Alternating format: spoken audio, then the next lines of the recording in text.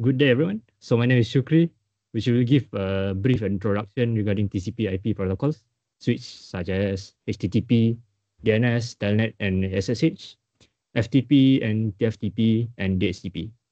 So throughout this presentation, we'll explore how these protocols works, and we will implement them in a network setup using a software like InterNetSP or Cisco, and with Wireshark for traffic analysis.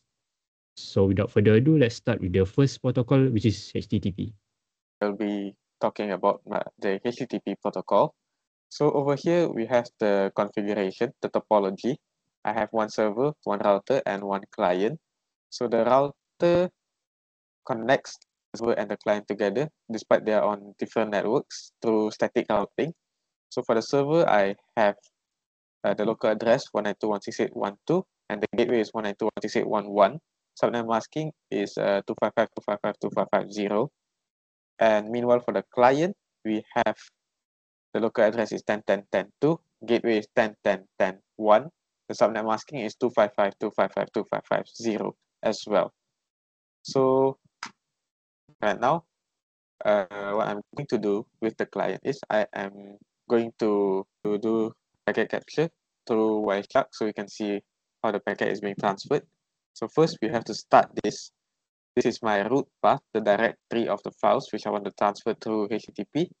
So I will start and I will go over to my client. Okay, and I'll hit go. So here we are getting prompted to save the file, which is test.html. So I'm going to save it as test. Take a look at this. And here we go. The HTML file can be opened. If we take a look at Wireshark, over here we can see the request header and the response header. This is get. This is okay over here. That's all from me. Thank you very much. Set up a network with DNS. So let's see what are the devices we have in this DNS setup. So as for the first devices, I have two PCs and one server. And as for the network devices, we have a switch. DNS is called domain name system, which is like a phone book for networking. And so to set up a successful DNS setup, we need to configure the server first. As you can see, we have a DNS server IP address. And the next thing we should do is that IP configuration. As you can see, the IP address is just same as the DNS server address, 192.168.11. And the subnet mask is just the same, 255 as for every single devices. And it's also the same IP address for the DNS server. The next thing we should do is we need to go to services and click on HTTP, save it, and like it says override. And the next thing we should do is the DNS, and we need to add some IP address and its name. So as you can see, I created a name by example by my website, and then a PC one. So we need to add it, and we have IP address for each and every devices. So that's the next thing. So as the next thing, we should also configure the PC. As you can see, I have configured it 192.168.1.2, and the subnet mask is just same one as everything else. And the next thing is the DNS server, as the DNS server should be same as the before this, because it's using the DNS server IP address, and then we need to configure it, and it's just the same. And then after that, we need to also configure our second PC, which you can see 192.168, which is the IP address. And the next thing is that the subnet mask is just same for every single devices and the DNS server address. The next thing we should do is we need to test it whether it's working or not. So we go to command prompt and ping my website. As we can see, as we can see here, the packets sent is 4, received 4, and lost 0. So this shows that our our setup is working. And the next thing also is that try to look up in ns look, which we can try in the PC second PC, which is command prompt we can actually write a command named ns lookup my website, which shows their server and their address. So shows that the name of the website and its IP address. This shows that our DNS setup is working. And to create a website like this, we don't need much of things to do. And that's all from me. Hi guys, today I'll be explaining about FTP and TFTP. So over here, we have two routers act as a client and server, which is R1 and R2.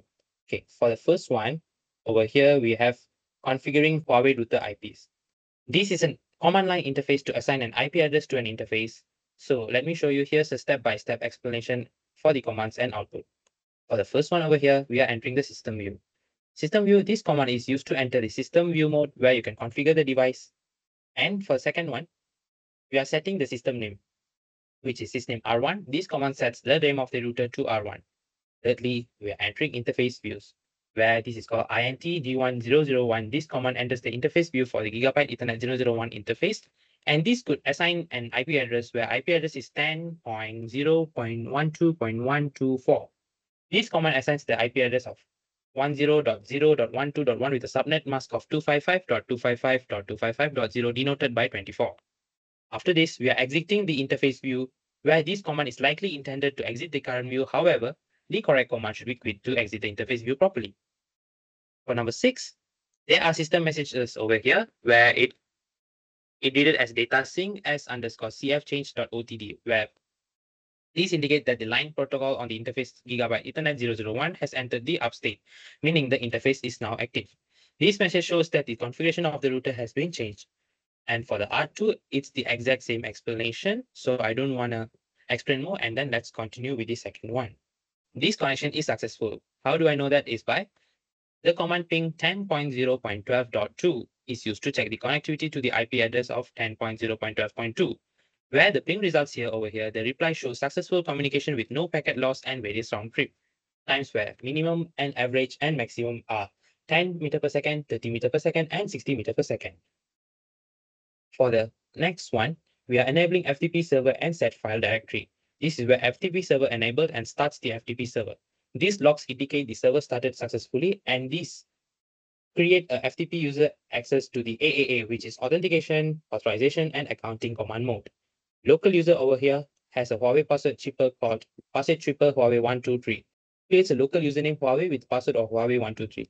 This local user Huawei service type is FTP. This sets this user service type to FTP and assigns privilege level 3 to the user. Directory flash offsets the user's FTP directory to the flash memories. For the next one, we are listing the directory contents of the flash. This saves the current configuration to the device, prompt the user to input a file name for the configuration, where it is filed as .cfg and .zip. The configuration is saved successfully with the file name of vrpcfg.zip, and another direct command lists the uploaded contents of the flash directory, showing the newly saved configuration file of vrpcfg.zip. Over here, this is the same as just now I've been told, which is connecting the FTP server to from R1 and creating file and checking new file is transferred successfully. That's all from me, guys. Thank you. My name is Hafiz, and I'll be describing how to set up the telnet protocol in ANSP. So first we need to grab two switches and connect them via gigabit internet like shown. Now we need to assign an IP address to the first switch, which I did 192.168.1.1. And here you can see I accessed the int VLAN 5 interface, and then I assigned the IP address. Now what we need to do is set the authentication mode so that we can create a user and only we are able to access the terminal. So here you can go into the user interface console 0 as well as the VTY lines and set authentication mode AAA. Now we need to prepare the protocol to the server to actually take the protocol telnet. Here we can do this by protocol inbound telnet. Now we need to actually enable the server, and here you can see you just put telnet server enable, and then you need to create a local user. Here I created Huawei LSW1 and then Huawei 123 as the password. Now you want to set up an access port. You enter port link type access and port default VLAN 5. Now what you need to do is assign an IP address to the second switch. Here I assigned it as 192.168.1.224. You just need to repeat the steps that we did for the first switch, and that's how we set up the environment. So again, we need to also set up the authentication mode AAA, user interface console 0, and the VTY lines. We also need to set the authentication mode to AAA, and then prepare the switch to take in the telnet protocol. Now we need to, again, enable the server, and then we also create a local user, telnet LW2 and telnet password telnet123. And then we also need to set the service type as telnet, since that's the switch we're trying to access from switch 1. Now we need to set up the access port link type access, port default VLAN 5, and that's the connection has been set up. You can check the connection by pinging the first switch at IP address 192.168.1.1. As you can see, the packets are received and transmitted properly. Now we need to connect the telnet server, so telnet and then this IP address of your second switch. And then what you need to do is log in using the account, the user that was created using the telnet service type. Here I use telnet LW2 and whatever password you used. And as you can see from the first switch, we have access to the second switch. Now for the SSH protocol, we need to set a connection between a PC and a router. You want to set the IP address to the PC, such as 192.168.2.1, and then the IP address to the router, such as I used 192.168.2.2. And you can check the connection. As you can see, packets are received and transmitted properly. Now we need to generate the keys, which will encrypt data. You can put RSA local key pair create, and then for how many bits you want to assign to the keys, and that will generate how many keys based on how many bits you put here. Now you need to create a user so that you're the one that can access it. And here I created Huawei123 as the password. And then you also need to set up the service type, which is type SSH, since that's the protocol we're using. Now you need to also set the authentication mode, and you also need to enable this telnet server so that we can actually communicate via the telnet protocol. You also need to do now is you can check the configuration was set up properly.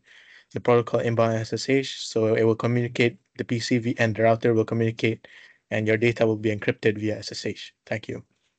All right, thank you. Now I'm going to present on my protocol, DHCP, which stands for Dynamic Host Configuration Protocol. Basically, what it does is that it's a protocol that assigns an IP address to a client that requests it. So we see ANSP here. What I did is that this is a basic setup of the DHCP server.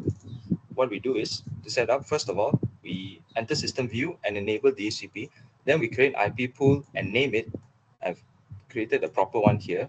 And then we can configure it by pressing question mark and hitting enter. We can see the various commands we can use to configure it. First, I set the network gateway list and use Google DNS list. We can also configure how long the client can own that IP address using least day 3 and 4 hours. Then I use exclude IP address to exclude this IP address so the server does not assign it to anyone. Next, I quit and then configure the interface for the router as per usual. Then I use DHCP select global since I already configured the IP pool up there. You can use interface to access the DHCP server and configure it on the interface, or you can use relay, which is the third one, which is to set up something like this. The setup is more or less the same, but this has a few extra steps in between. Next, we quit and then start capture with Wireshark. As you can see, PC4, we can use the tool IP config to check the IP address. In this case, it's .253. PC5 is .254. We can see if it's working or not by pinging the router, and I ping 254, and Wireshark was able to capture it. As you can see, to the router, the ping worked, and to PC5, which worked, means the IP address is being used correctly. Next, we can use DH client by these two commands, /release and /renew. For the client to release the IP address, and they go back to their default IP address, and to renew is to request a new IP address from the server. So Wireshark was able to detect the release. And finally, the 4 steps are that PC4 is sending a broadcast to say, yes, hello, I want an IP address, please, which DHCP picks up and offers this IP address to the client. And then the client broadcasts saying, yes, I do want that IP address. And DHCP acknowledges the request and then assigns this IP address to it. Finally, we can check the IP address by using display IP pool to see all IP pools. And for a better view, we can use display IP pool name, and then we can see stuff like the list and the DNS server. As you can see, the total is this. We use 2 for the PCs. These many are idle, and 1 has been disabled because we excluded it just now.